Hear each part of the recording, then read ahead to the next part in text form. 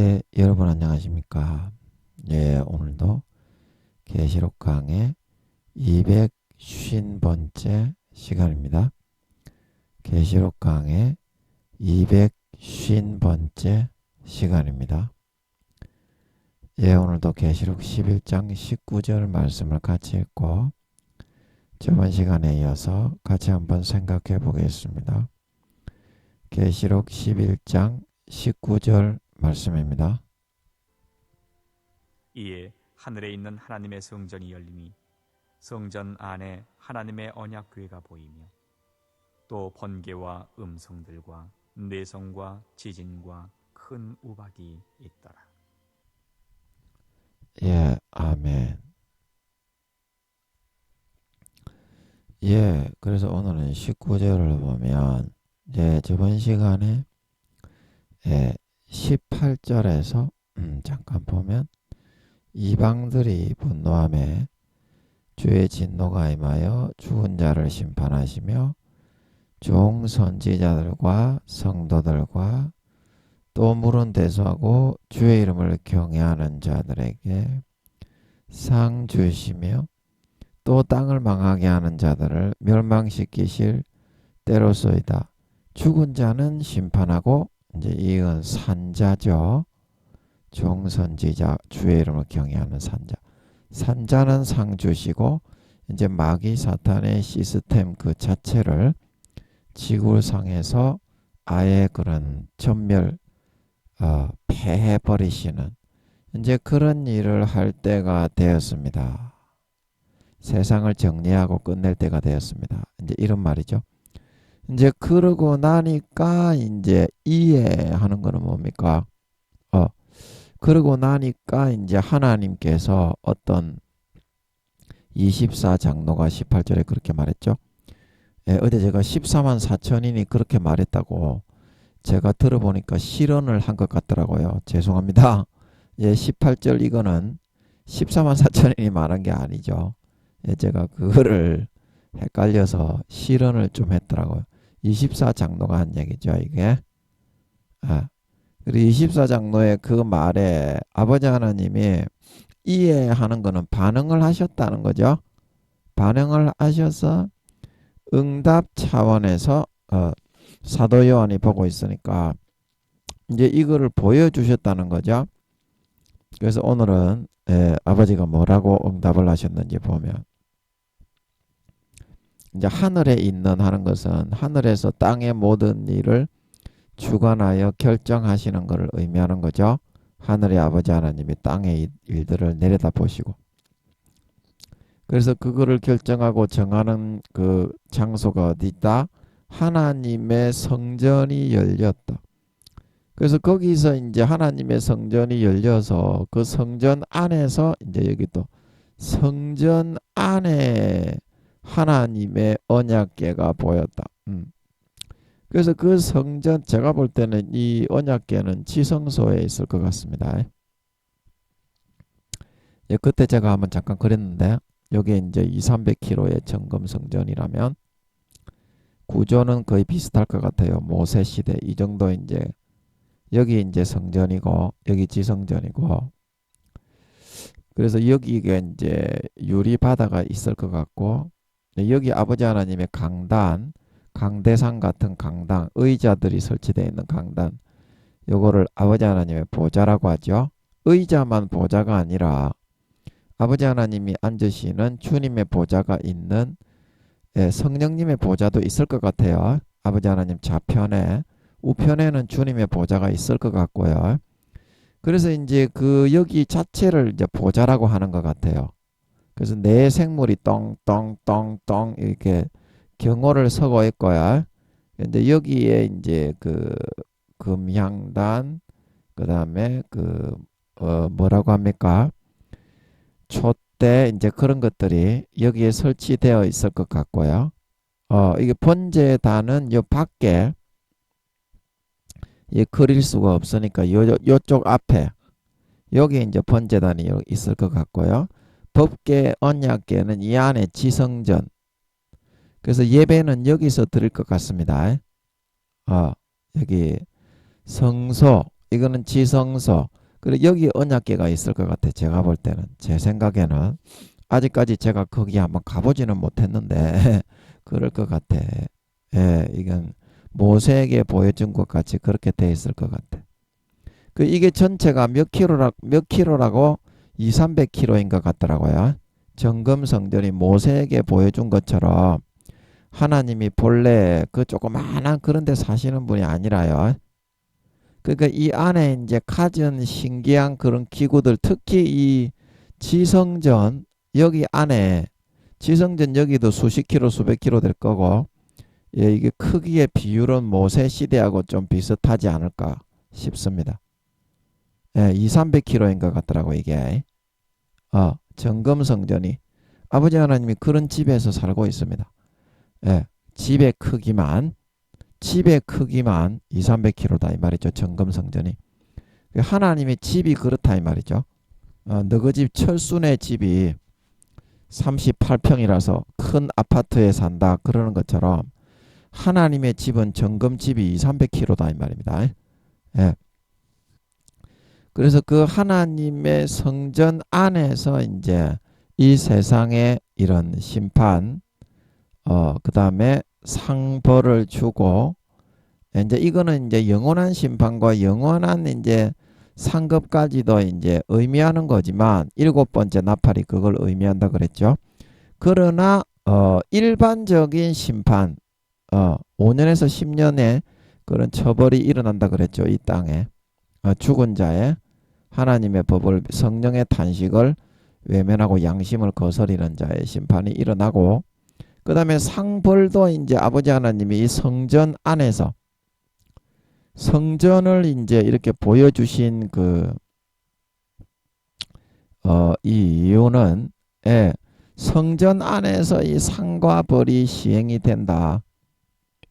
이제 그거를 보여주시기 위함이죠. 이거는 영원한 상급과 심판을, 저주와 심판을 이야기하는 거지만, 일반적인 그런, 우리가 6천년간 120년 동안 인생살이 할 때에도 이제 성전에서 그런 이제 심판과 상급이, 하나님의 성전에서 정해지고 결정되는 것을 잘 알 수 있습니다. 이해하는 것은 일반적으로 행해지던 이제 그 심판과 상벌을 주는 하나님의 운영과 통치가 이 하나님의 성전에서 이루어진다. 여기 이제 하나님의 보좌가 있을 것 같으니까, 이제 천군 천사들이 열왕기서에 보면 아합을 누가 죽이러 할 때 천군 천사들이 빙 둘러서 있었죠. 그 천상회의, 삼위회의도 이제 여기서 하죠. 삼위회의, 하나님의 보좌. 그래서 이제 그 회의를 할 때 이제 이게 이제 2, 300km가 되니까, 수백 킬로 이상의 이제 넓이가 되니까 이제 100km에서 200km 되겠죠. 이거는 지성전은. 예, 여기가 좀 더 좁았죠. 모세 시대의 그 구조로 볼 때. 구조는 비슷할 것 같아요. 백분율의 비율은. 그래서 100km, 200km 여기에 천사들이 빙 둘을 수 있잖아요. 조그만데 그래가지고 천상회의 하는데 천군 천사들이 둘러 있을 수 있겠습니까? 그리고 여기 보좌에 아버지가 앉으셔서 누가 길라못의 아합을 죽이러 갈고, 그때 이제 해령이가 사탄의 영으로, 사탄의 대표자로 그 천상회의에 참석했던 것 같습니다. 한 영이 나와서 거짓하는 말이 되어 있겠습니다. 천사장이나 천사들이 거짓하는 영이 되어서 있는 영은 한 영도 없습니다. 물론 미가엘 천사장, 가브리엘 천사장이 용과 루시퍼와 같은 그런 능력을 가지고 있지만 거짓말하는 영은 없다 이 말이에요. 근데 그게 이제 해룡이의 사탄의 영인 걸 거짓말하는 영이 되어서 강제로 잡고 있겠습니다. 그래서 사탄의 권세로만 그렇게 할 수 있는 것입니다. 악신의 역할이기 때문에. 그래서 그거를 잘 알 수 있겠고, 그래서 이제 이 성전 안에 뭐가 있는 거를, 이제 이 언약궤가 있는 거는 아버지 하나님이 안 보여주셨죠. 이때까지는. 언약궤가 있는 이거는 15장 5절에도 이게 나오는데, 일곱 대접 심판 이제 그거 보여줄 때, 그때 이제 아버지 하나님의 장막 성전과 같은 성전이 열렸다. 이제 그렇게 해가지고 15장 5절에, 예, 거기서 이제 열리면서 일곱 재앙을 가진 일곱 천사가 이제 그 성전으로부터 나오고 이제 하나님의 명령을 받아서 나오겠죠. 15장 6절에. 그래서 네 생물 중에 하나가 세세에 담긴 하나님의 진노를 가득히 담은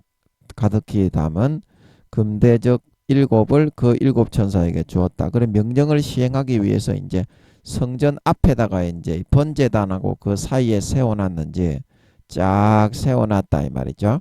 일곱 명의 일곱 대접 천사 심판 천사를.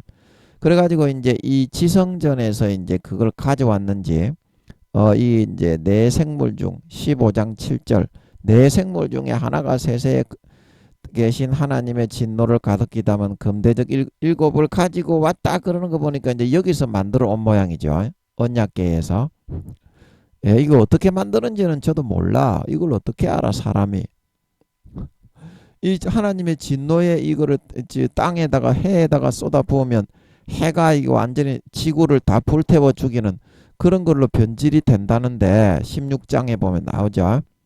그 땅에다가 갖다 쏟아 부으니까 사람들이 혀를 깨물어 죽고 자살할 만큼의 아픈 것과 악질, 독종, 종기가 생긴다는데 이걸 어떻게 만드는지 제가 어떻게 알아? 나도 몰라. 그냥 짐작을 할 뿐이지. 내가 많이 여쭤봤는데 아버지가 아직까지는 안 알려주시네요. 알려주실 때가 있겠지. 그래서 언약궤에서 이제 제가 볼 때는 이 제조할 데가 없잖아. 일곱 대접 심판을 제조할 데가 없잖아. 그래서 언약궤에서 약을 제조를 하면 언약궤도 이제 2, 30m, 3, 40m 이게 뭐 분향단 뭐 이렇게 정금 등대 이제 이런 것들도 전부 다 2, 30m, 3, 40m 크기입니다. 번제단도 그렇고. 제단이 원래 모세한테 보여준 거는 들고 다니기 편하게 상징적으로 이제 그림자로 모형으로 조그맣게 만든 거지. 원래 하나님의 정금 성전이 2, 300kg라니까. 아멘. 아멘. 그런 집에 살고 계신 분이 하나님입니다.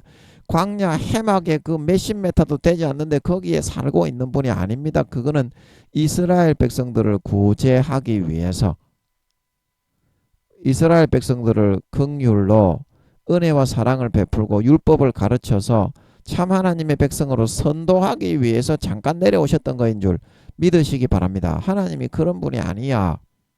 하나님의 집이 정금으로 2, 300kg라니까.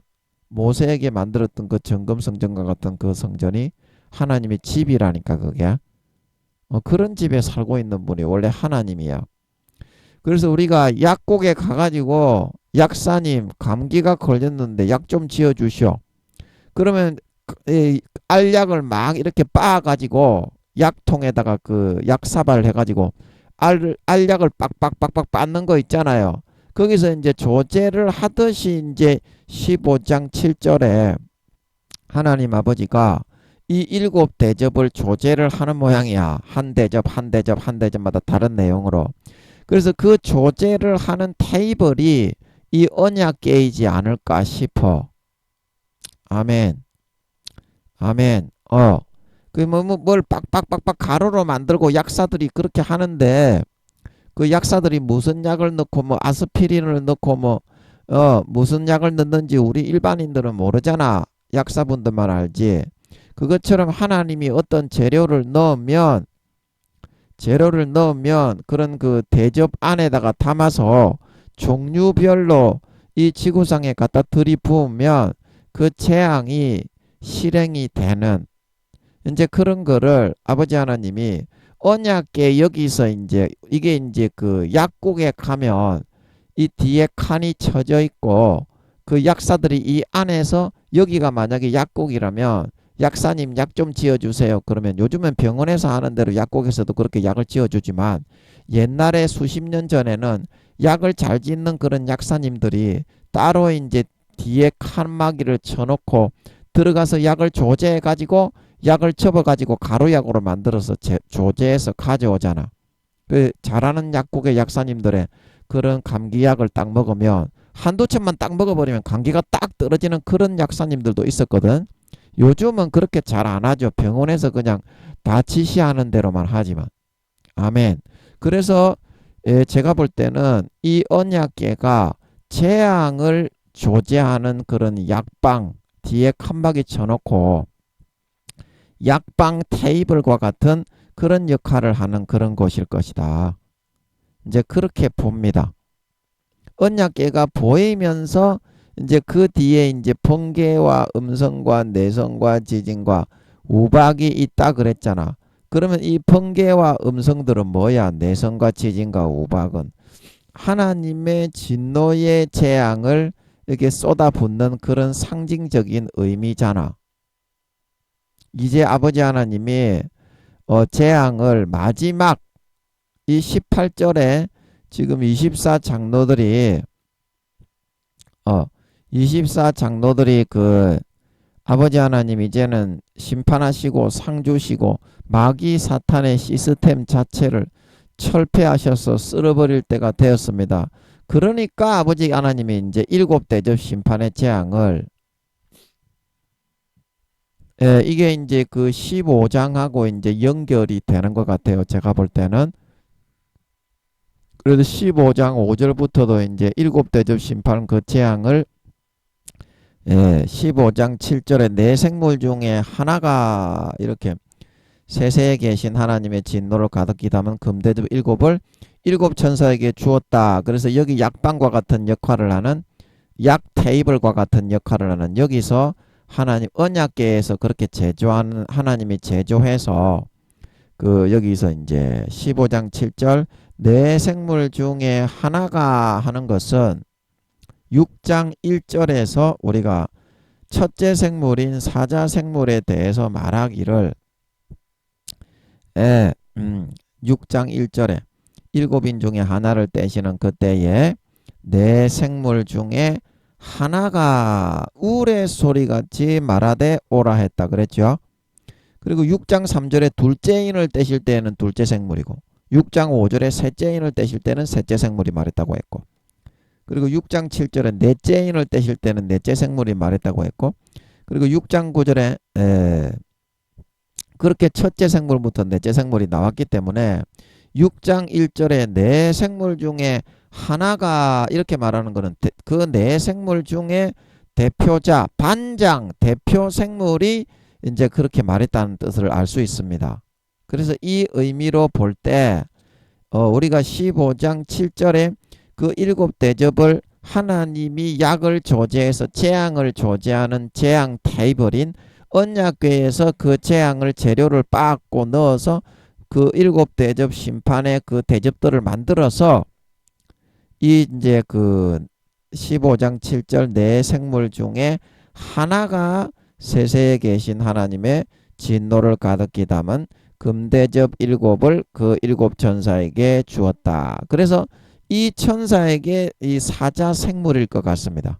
제가 볼 때는 6장 1절에 네 생물 중에 하나가 나오는 그게 사자 생물이라고는 안 했지만 그 뒤에 둘째 생물이 셋째 생물이 넷째 생물이 하는 거 보면 이게 첫째 생물인 사자 생물인 걸 알 수 있기 때문에 그래서 그 4장 그 보면은 4장 7절에 그 첫째 생물은 사자 같고 그 둘째 생물은 송아지 같고 그 셋째 생물은 얼굴이 사람 같고 넷째 생물은 날아가는 독수리 같은데 그래서 이 사자 생물이 아마 갖다 줄 것 같습니다.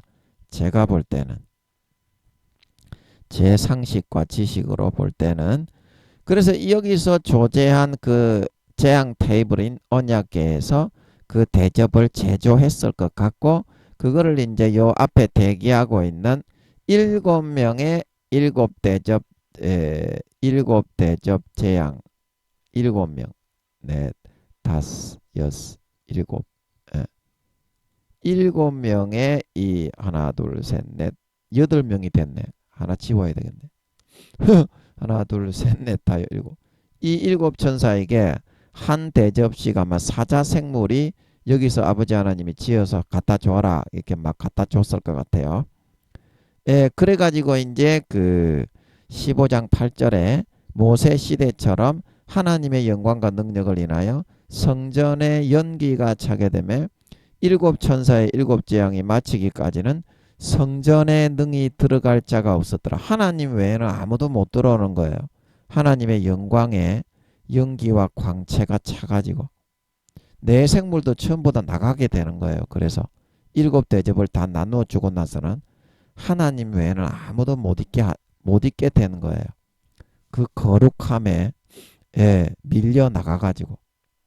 그래서 이제 이 땅에 재앙을 실시하는 내용이 16장에 나오고 있습니다.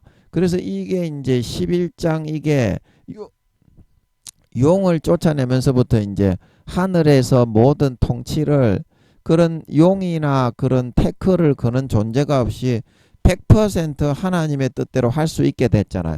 그리고 그때부터 이제 하나님이 정리가 들어갔기 때문에 용을 쫓아내면서부터 하늘나라에서는 이 그 재앙이나 이런 거를 전부 다 준비해 놓았던 것 같습니다. 아버지 하나님이 미리 이제 그게 용에 의해서 이 땅에 그 공의를 채우고 패역해서 주님을 대적해야 하나님이 간단하게 쓸어버리지 6천년 동안 그렇게 맡겨놨는데 끄집어내리긴 끄집어내리는데 용을 세상신에서 세상에서도 이제 끄집어내리고 패야 되는데 명분이 필요하잖아요. 그래서 아버지 하나님이 지구에 몰아넣어가지고 후 3년 반 동안 폭권 통치를 시키다가 보니까 욕심과 탐심이 과욕이 생겨서 주님을 사람들을 다 선동해서 대적을 하게 하다가 완전히 이제 쓸어버림을 당하는 그런 단계와 수순으로 들어간 것이므로 하늘나라에서는 이미 이게 이제 정해졌고 실천 단계에 들어간 거다 이 말입니다. 첫 단추가 끼어졌다 이 말입니다. 세상의 멸망에. 아멘. 예, 아멘. 그건 제가 이제 좀 궁금한 게 이 말을 하면서 좀 궁금한 게 아버지 이게 용이 쫓겨나서 첫 번째 세상의 영원한 멸망으로 영원한 재앙과 심판을 상과 벌을 주시는 그걸로 이제 몰아가시는 첫 번째 단추가 끼어진 것 같은데 이게 제가 볼 때는 3년, 7년 대환란이 시작된 지 3년에서 3년 1개월 그 정도 될 것 같은데요. 그때 이미 구원받을 자, 안 구원받을 자, 이 땅의 가라지와 쭉정이와 염소로 그런 타락하고 배신해서 믿는 자건 안 믿는 자건 양심의 성령님이 넣어주시는 그 음성을 짓밟고 부모의 목숨 건 죽음 피땀 흘리는 사랑을 짓밟고 지옥에 버려지는 그 사람들이 구원과 비구원이 다 가려진 상태입니까? 아직까지 이 사람들이 그 3년 4개월, 5개월 그때에 짐승정부의 우상에게 절을 하고 바코드를 새기는 것 같은데 인을 짐승의 표를 새기는 것 같은데 아직까지 그거 되기는 몇 개월 전인 것 같은데 왜 아직까지 그 현실에서는 그게 구원과 비구원이 가려지지 않았는데 아버지 하나님이 미리 다 정해 놓은 겁니까? 구원받을 사람 안 구원받을 사람 미리 아시고 그런데 왜 벌써부터 3년 1개월째 된 것 같은데 여기 15장 16장에 나오는 7대접 심판 때 하는 그런 모습을 여기 보여주신 게 이제 11장 19절인 것 같은데 후 3년 반이 지나고 난 뒤에 이 모습을 보여주시는 것입니까? 분명히 연결되는 것 같은데 이 19절은 11장 19절은 15장 16장하고 아버지 그 구원받을 사람이 이미 결정이 끝났습니까? 이때에 아닙니까? 그거를 내가 잘 모르겠네. 이게 이제 첫 번째 영원한 심판 7번째 나팔이 용을 쫓아내면서부터 이제 영원한 심판과 재앙으로 들어가게 하기 위한 그런 첫 번째 단계에 들어간 게 첫 번째 단추를 끼운 게 용을 쫓아내는 거였다. 하늘나라 검사직에서 하늘나라의 그런 검사, 하늘나라의 참소자, 죄에 대해서 기소를 하는 사람, 세상 사람의 죄에 대해서, 인간들의 죄에 대해서 그거를 자격을 박탈하고 거기 직분에서부터 박탈 탈락시켰기 때문에 그 첫 번째 단계가 들어간 건 알겠는데 이거는 전 3년에서 3년 1개월 7년 대환란 중에서 후 3년은 들어가기 4, 5개월 전인 것 같은데 용을 쫓아낸 게 그러면 3년 4개월 전 3년 4개월에서 3년 5개월 그 사이에 스케줄에 따라서 짐승 정부의 우상에게 절을 하고 주물과 우상으로 찍어가지고 전 세계 성당을 중심으로 보급을 하고 사람들을 배교시켜서 용신 숭배를 하고 절을 하고 절하지 않는 사람은 다 죽이는 것 같은데 그러면 아직까지는 이 구원에 대해서 그 사람들이 결심을 하고 그 사람들이 선택을 하고 예, 대부분 100% 거진 99.99999%가 다 배신하는 것 같아요. 배신하는 것 같지만 그래도 몇 사람이라도 건져서 구원할 수 있는 사람이 남아 있잖아요. 몇 개월 뒤에나 이거 7째 나팔이 부러지고 나서 몇 개월 뒤에나 그게 실행이 되잖아요. 그 짐승정부의 우상에게 절을 하고 바코드를 받을 것이냐 안 받을 것이냐는 그거를 제가 잘 모르겠네. 그거를 제가 많이 여쭤보기도 여쭤봤는데 그거를 잘 모르겠어. 아버지 그거 좀 알려주세요. 알려주세요. 예, 일단 그거는 그러면 잘 모르겠으니까 일단은 넘어가고 뒤로 던져버리고 계속 이제 설명을 한번 해보겠습니다. 아버지께 말씀드렸으니까 알아서 하시겠지요. 그래서 하나님의 언약궤는 이제 그런 재앙을 제조하는 약방의 기구 같이 이제 그런 설비일 것 같습니다. 그래서 그 언약궤가 이제 이렇게 보이게 된 이유가 이제 15장 16장에 그런 세상의 이제 마지막 그런 말할 수 없는 가장 큰 재앙인 7대접 심판이죠. 그 지구가 세 덩이로 깨어지는 그런 지진은 지구가 세 조각으로 나누어져 버린다고 했죠. 그리고 우박이 내리는데 7대접 심판을 내리면 그 우박의 키로수가 34kg 한 달란트라고 했죠.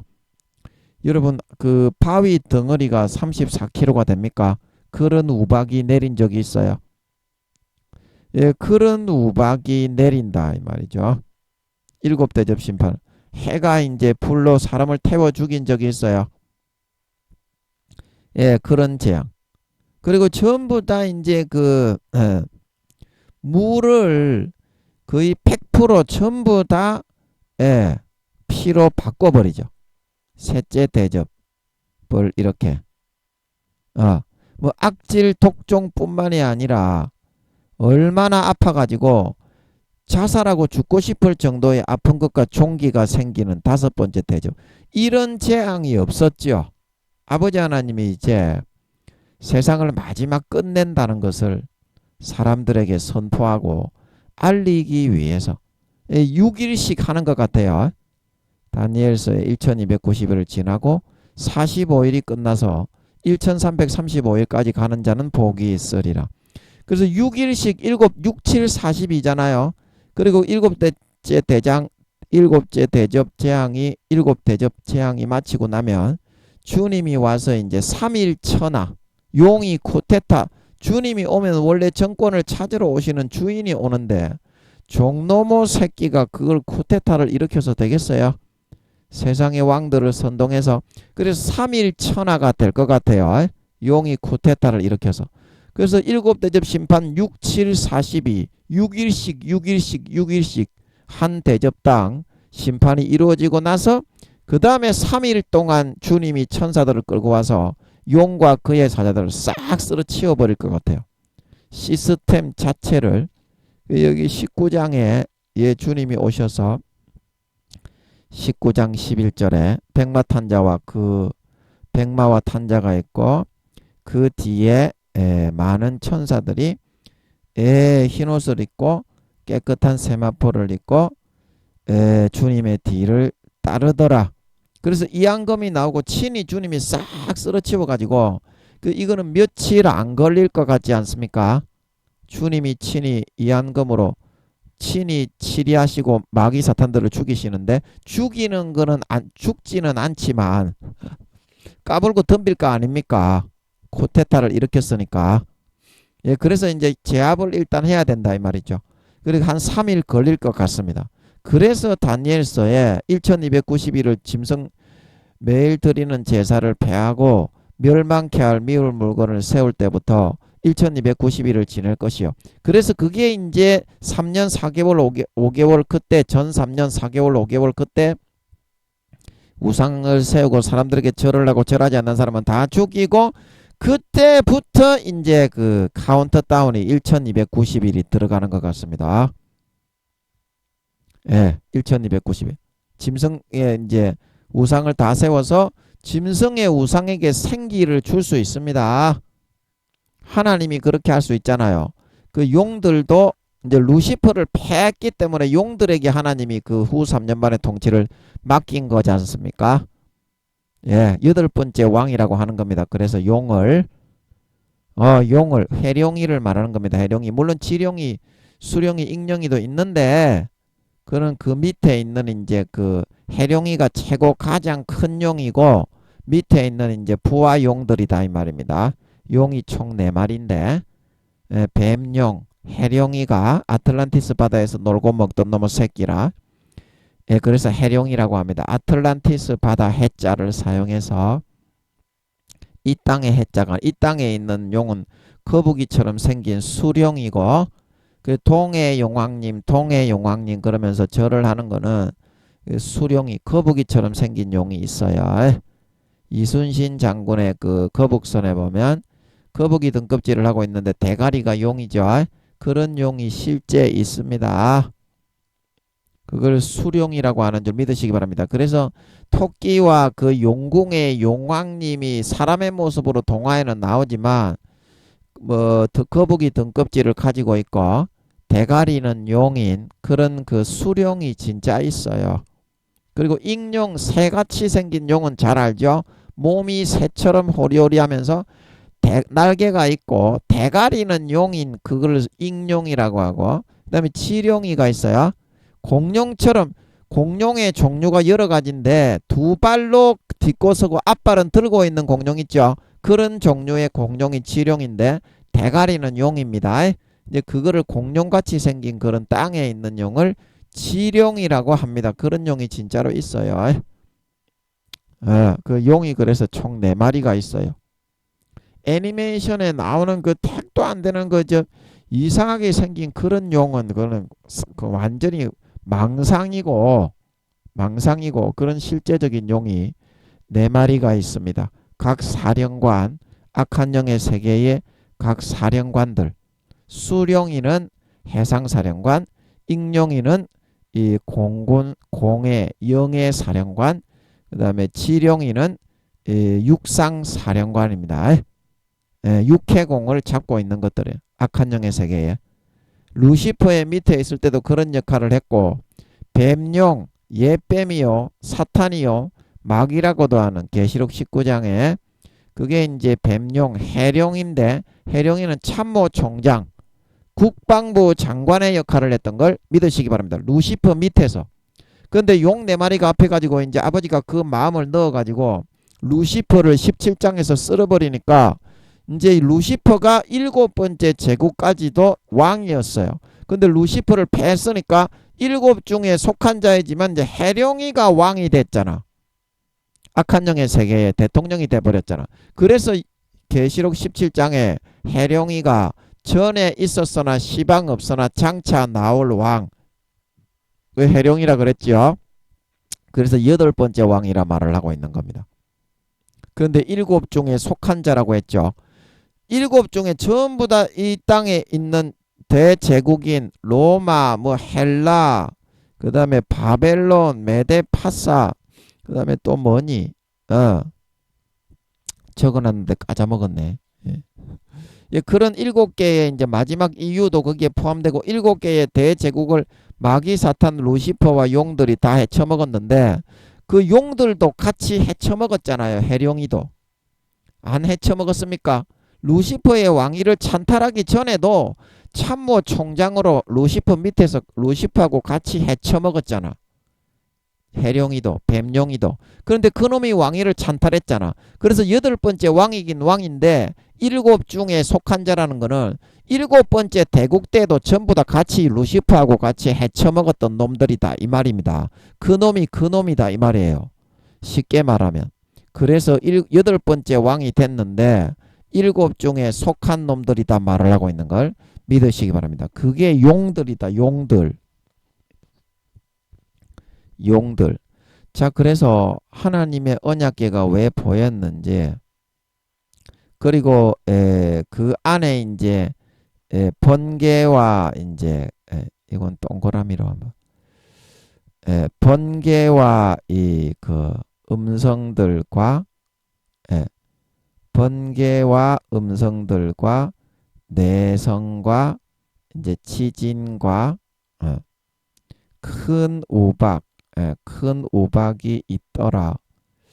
그래서 이제 이거를 이제 아버지 하나님이 이 성전에서 그 진노 이 땅에 내려질 이제 마지막 심판에 대한 7 대접 심판을 준비하셔 가지고 이 언약궤 이제 약 제조하는 약실에서 약사님들이 약을 제조하는 것처럼 그거를 조제해서 그 사자 생물을 통해서 이 앞에 대기하고 있는 7 대접 재앙 천사들에게 그거를 나누어 주게 한 것 같은데, 그래서 이게 번개와 음성들과 내성과 지진과 큰 우박은 뭡니까? 하나님의 이제 심판과 재앙을 의미하는 것인데, 심판과 재앙을 의미하는 것인데, 그러면 왜 이 하나님이 상을 주시는 그런 것에 대해서는 상을 주시는 그런 것에 대해서는 이야기가 없고 이에 하늘에 있는 하나님의 성전이 열린다. 이 번개와 음성과 내성과 지진과 큰 우박 재앙에 대한 이야기가 이렇게 아버지 하나님이 나오시느냐 하면 이미 그 악한 영의 그런 이 세상을 망하게 하고 마귀 사탄을 기르고 양육하고 살찌우는 마귀 사탄의 아들들의 배양소로 전락시켜버리고 타락시켜버리는 그 마귀 사탄들의 세력과 해룡이를 비롯한 그 잔재 그의 사자들을 먼저 쓸어버려야만, 그래야만 어떻습니까? 그거를 정리해야만 이제 이 지구상 땅에서도 이제 하나님 아버지가 자기가 원하는 대로 100% 지배해서 상을 줄 수가 있잖아요. 천년왕국 때도 그렇고 천년왕국이 끝나서 부활을 시킬 때도 그렇고. 그래서 이 이제 재앙들을 먼저 말씀을 하셔서 이 땅을 먼저 쓸어버리는 것을 아버지 하나님이 말씀을 하시는 것입니다. 살아있는 이 땅 자체가 3년 반 동안 이제 그 마귀 사탄의 그런 폭압 통치에 의해서 짓밟히게 해야만 공의가 차고 아버지 하나님이 주님을 보내서 이거를 찾아올 수 있잖아요.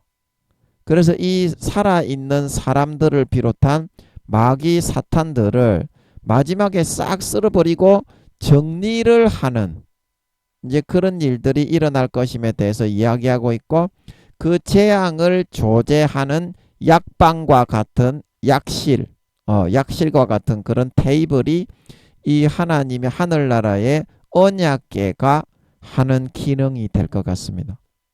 그래서 언약궤를 보여주시면서 이 땅에 이제 지구상 대기권 안까지 이제 아버지가 마귀 사탄의 공의가 채워졌기 때문에 오히려 폭압 통치로 종교의 자유를 허용치 않고 용신만을 100% 숭배하지 않으면 다 죽이는 그런 개노모 새끼가 어디 있습니까?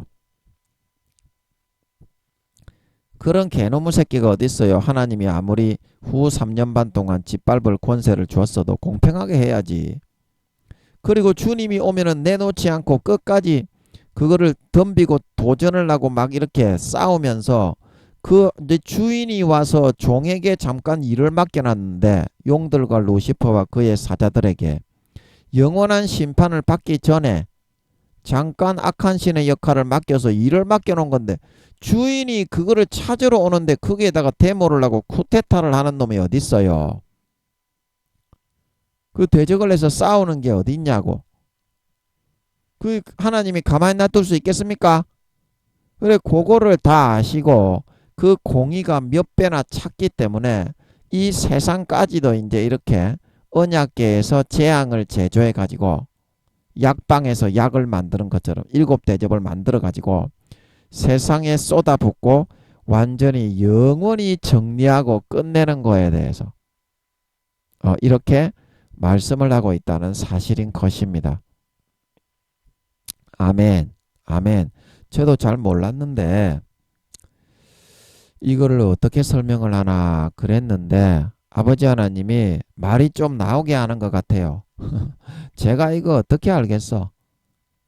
아무것도 모르겠던데 어제 제가 아무리 봐도 오늘 이거 설교를 해야 되는데 아무리 봐도 모르겠던데 하나님의 은혜로 잘 넘어가게 해주신 것 같아요. 말이 그냥 나오고 감이 좀 잡히게 해주신 것 같아요. 그래서 여러분들이 하나님이 일을 진행하실 때에는 반드시 과정과 절차가 있어요. 중구난방해서 이제 뭐 내가 원하는 대로 이랬다가 저랬다가 하는 것이 아니라 자기가 지금 그 과정 중에서 선택을 하고 있는 거거든요. 내가 A 학점을 받고 싶으면 하루에 4-5시간만 자고 일을 하면 A 학점을 받을 수 있고요. 내가 B 학점, C 학점, D 학점, F만 걸리지 않으면 된다. 이제 그런 사람은 망탕이 놀다가 시험 전날 코피 흘리면서 밤새서 이제 공부한다고 하다가 C 학점, D 학점 나오게 되죠. 이제 그거를 선택하는 과정 중에 있지 않냐.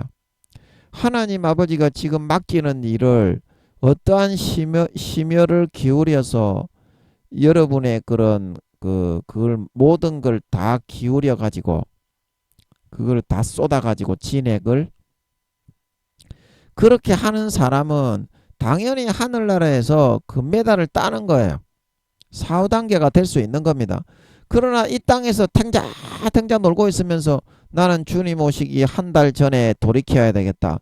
이제 그 사람은 계속 마귀 사탄의 그런 그 쪽으로 쭉 끌려가서 구원받기가 어렵게 되는 것입니다. 깨구리가 가마솥에 계속 뜨겁게 하는데 미지근하게 처음에 깨구리탕을 만들려고 한 걸 모르고 거기에 걸려서 계속 깊이 빠져들어가고 있기 때문에 나중에는 좁은 길로 가려고 해도 가지 못하는 자가 많아지는 겁니다. 어제 누가복음 13장에. 그 계계를 당할 수가 없어요. 그래서 지금 여러분이 하나님이 그거를 선택할 수 있는 여러분에게 기회를 주고 있다. 여러분이 금메달을 따고 싶으면 금과 같은 마음으로 100% 흠이 없도록 정금과 같은 마음으로 하나님께 정성을 기울이면 된다.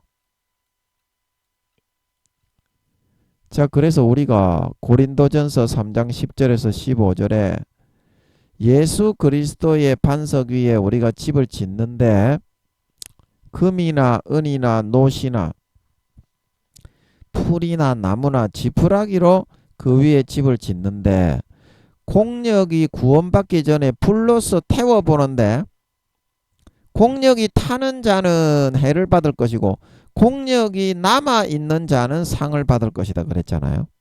고린도전서 3장 10절에서 15절에 잘 나옵니다. 예수 그리스도의 반석 터 위에 집을 세워서 공력이 나타나는데 그러면 여러분은 지금 어떤 재료를 사용해서 여러분의 영혼이 살 집을 짓고 있습니까? 지푸라기로 성냥개비로 짓고 있습니까? 휴지로 덮어서 비닐로 덮어서 감싸놓고 있어요. 불에 태워져 버리는 거는 상이 없다는 겁니다.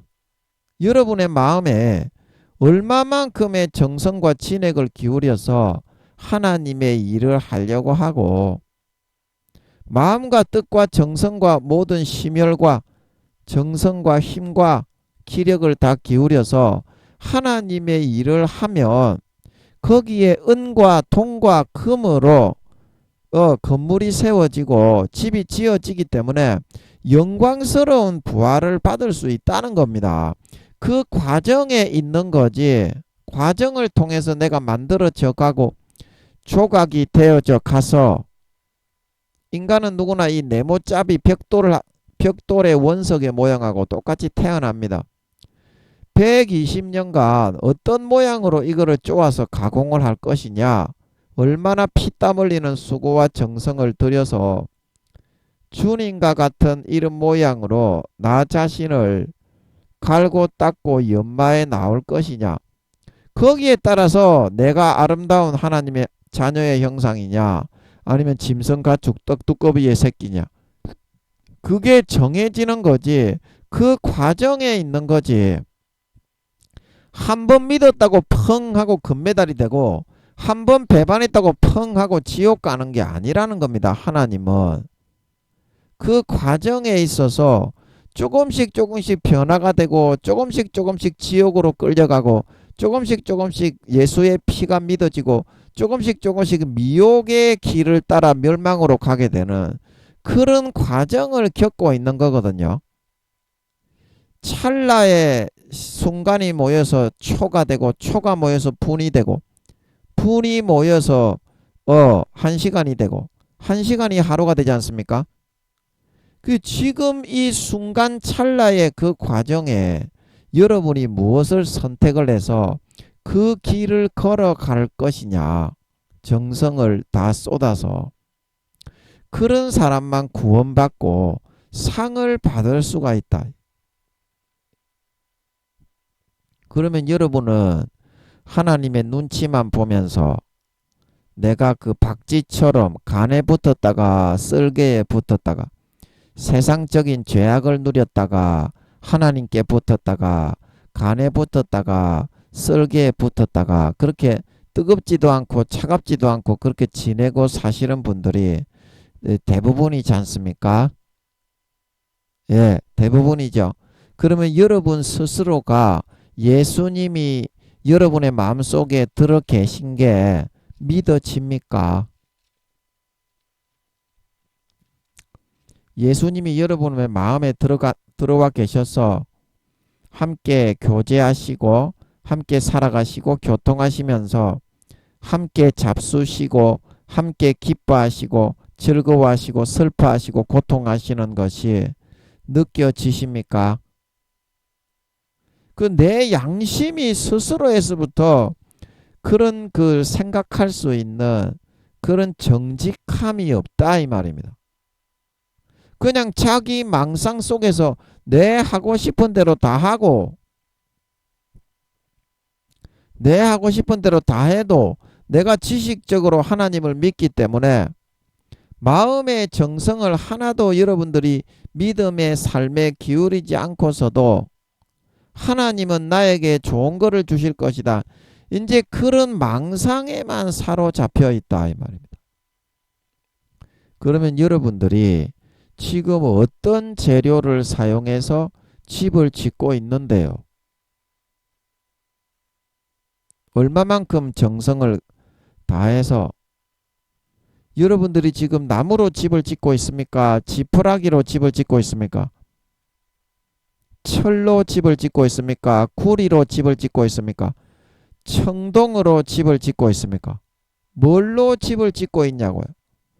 그게 여러분들이 이 땅이 끝나고 나면 여러분들이 받을 상급이다 이 말입니다. 지금 내가 짓고 있는 그 집에 목숨 걸고 정성을 다 기울이고 있지 않은 그 집이 풀과 지푸라기의 집이지 그게 어떻게 금집이고 은집이고 동집이냐 이 말입니다. 이 땅에서도 여러분 금이나 은이나 통이나 동은 구할 수가 있겠지만 금과 은을 구하려고 하면 쉽게 이렇게 가치를 매길 수 없고 좀 큰 마음을 먹어야 수십만 원은 있어야 뭐 금목걸이 은은 좀 쌉니까? 그렇게 하지만 금과 은을 구입해서 치장이라도 할 수 있잖아요. 그런데 영원한 그런 집을 금과 은과 보석으로 짓기 위해서 여러분들이 정말 깨끗한 그 심령에서 어떠한 마음의 정성과 진액을 기울여서 주님을 마음 중심에 모시고 주님과 함께 행복과 정과 사랑을 나누는 그런 삶을 살아가려고 하시겠냐? 그 마음의 그람수가 정확하게 달린다니까. 순수한 정직한 마음 가운데 100% 마음을 기울일 수 있는 사람이 금과 보석으로 집을 지을 수 있는 사람입니다. 거기에 세상을 향한 그런 죄악된 마음의 불순물이 20-30% 침입을 하게 되면 그 재료가 점점 밑으로 떨어진다니까. 은으로 지어질 수밖에 없다니까. 7-80% 정도의 정성과 마음을 기울이면 5-60%의 정성과 마음을 기울여서 집을 지으면 그 동으로 집이 지어질 수밖에 없다니까. 그래서 우리가 아버지 하나님이 일한 대로 갚고 행한 대로 갚으리라. 나는 사람의 외모가 아니라 목사라고 교수 총회장이라고 장로 권사 집사라고 상을 많이 주는 것이 아니라 외모가 아닌 마음의 중심을 보고 그 사람의 행함을 달아보고 마음의 중심을 달아보고 상급을 정하고 구원과 비구원을 정하고 결정한다 말하고 있는 걸 믿으시기 바랍니다. 그 사람의 중심을 달아본다 이 말입니다. 여러분이 하나님을 향한 그런 사모하고 사랑하는 열정과 중심에 하나님을 위하는 마음, 하나님을 진심되게 믿어서 하나님을 위해서 살려는 마음, 하나님을 기쁘시게 하기 위해서 형제 자매들을 불쌍해서 기도하고 정성으로 돌보고 위하는 그 마음이 있습니까? 진심 어린 그 마음이 있습니까? 그 마음이 있습니까? 그 마음이 다시 일어날 수 있어야만 여러분 하늘나라에서 여러분의 집이 지어져서 불에 타지 않고 보존될 수가 있다니까. 그 마음을 여러분이 다시 일으켜 세워야 돼요. 하나님을 진정으로 위하고 사랑하는 마음, 형제 자매들을 첫사랑 첫믿음처럼 진정으로 위하고 사랑하는 마음. 그러면 그 마음은 어떻게 가질 수 있습니까? 인간의 노력으로 가질 수 있습니까? 첫사랑 첫믿음처럼 이 시간에 하나님께 거저 받으면 되죠. 예수 피로. 여러분이 그런 첫사랑 첫믿음 때 여러분이 노력을 해가지고 열심히 해가지고 여러분의 공로로 받았습니까? 믿음으로 거저 받아서 첫사랑 첫믿음이 됐죠. 그러면 여러분이 시간은 수십 년이 지났지만 지금도 믿음으로 거저 받으면 어때요? 첫사랑 첫믿음처럼 똑같이 100% 그대로 돌아가고 될 수가 있는 거죠. 그러면 마음에 하나님을 사랑하고 이웃을 사랑하고 정성과 힘과 모든 진액을 다하여 봉사하고 충성하고 헌신하고 하나님께 보답하고 은혜를 담내하는 삶을 살아 영광스러운 집을 지어갈 수 있는 걸 믿으시기 바랍니다. 그래서 이것이 바로 여러분들의 마음을 다시 찾고 회복하는 길입니다. 첫사랑 첫믿음 때처럼 내가 노력하지 말고 그 마음을 거저 받으세요. 예수 피를 마시고 거저 받으면 돼요. 내가 노력해서는 절대 하늘의 집이 지어질 수가 없어. 이 과정을 거쳐질 수가 없어. 예수의 피가 흘러 들어올 때야만이 내 죽었던 선한 양심이 살아나서 하나님을 향하여 봉사하고 충성하고 헌신하고 희생하고 이웃에게 살신성인하고 싶은 마음으로 살고 싶어지게 되어서 그제서야 모든 정성과 힘과 기쁨으로 너무 영생의 행복이 넘쳐나면서 그거를 할 수 있게 되어서 영원한 집을 가질 수 있는 걸 믿으시기 바랍니다. 영원한 영광을 차지할 수 있는 걸 믿으시기 바랍니다. 예수 피를 여러분들이 마셔야 됩니다. 그러나 예수 피 마시는 것도 인간이 할 수 있는 게 아닙니다. 그냥 아버지 하나님께 거저 받으세요. 첫사랑 첫 믿음으로 거저 돌아가세요. 그냥 받아서 그렇게 되어버리면 됩니다. 그런 마음의 중심을 가지면 됩니다. 그러면 아버지 하나님이 그렇게 만들어 주십니다. 왜냐? 아버지 하나님은 은혜와 사랑의 주님이기 때문에 믿는 자에게 아버지가 의롭다고 여기시는 분이기 때문에 내 노력으로는 할 수 없기 때문입니다. 믿어야 됩니다. 믿어야. 아버지 하나님은 은혜와 사랑의 주님이다. 내가 하늘나라에 집을 짓고 영광스러운 부활을 받기 위해서는 반드시 첫사랑 첫믿음 예수 피를 의지하는 마음이 필요하다. 그러나 내 노력으로 할 수 없다. 그러나 아버지께 거저 받으면 첫사랑 첫믿음 때 내가 노력을 한 번도 할 수 없고 지옥에 갈 그때에도 내가 그렇게 되었는데 지금은 못 되겠냐. 나는 거저 받아서 그렇게 되겠다. 아버지 그렇게 되게 해주세요. 믿음으로 나아가 뚫고 들어가 침노하는 자에게는 은혜와 긍휼과 사랑의 주님이시기 때문에 아버지 하나님이 그 믿음을 보고 의롭다 하심을 여겨 예수 피 뿌려 거룩하고 성결하게 의롭게 만들어 죽었던 선한 양심이 살아나 이 정성과 성심을 다하는 과정을 거치게 해서 영광된 부활을 받게 하는 걸 믿으시기 바랍니다. 오직 의인은 믿음으로 말미암아 살리라. 내 노력과 내 의가 아니라 하나님의 의를 의지하고 하나님의 긍휼을 의지하고 은혜를 의지하고 사랑을 의지하고 그분이 거저 주시는 은혜를 내 것으로 받아서 돌아온 탕자처럼 살찐 송아지를 먹으며 살아가려고 하는 사람이 돼야 됩니다. 살아가려고 하는 사람이 돼야 됩니다. 아버지 하나님은 믿음을 의로 여기시는 분입니다.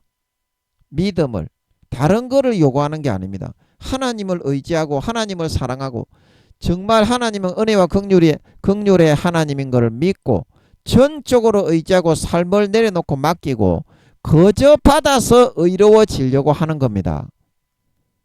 그러면 아버지가 아브라함이 하나님을 믿을 때 그 믿음을 의로 여기셨던 것처럼 여러분에게 예수의 피 뿌려서 이 모든 정성과 마음을 성의를 기울여 하나님의 일을 섬기고 마음 중심에서 형제를 사랑하고 희생하고 살신성인하고 싶어지고 꾸어주고 나눠주고 베풀어주는 이 과정을 거치게 함을 통해서 영광스러운 부활을 4년 뒤에 주님이 다시 오실 때 예수 피로 거룩하고 성결하고 의로운 알곡 신자로 날마다 영걸어가게 만들어 영광스러운 부활을 받게 하실 수가 있게 되는 것입니다. 믿고 의지하고 은혜와 긍휼을 구하고 거저 받아서 살아갈 생각을 하세요.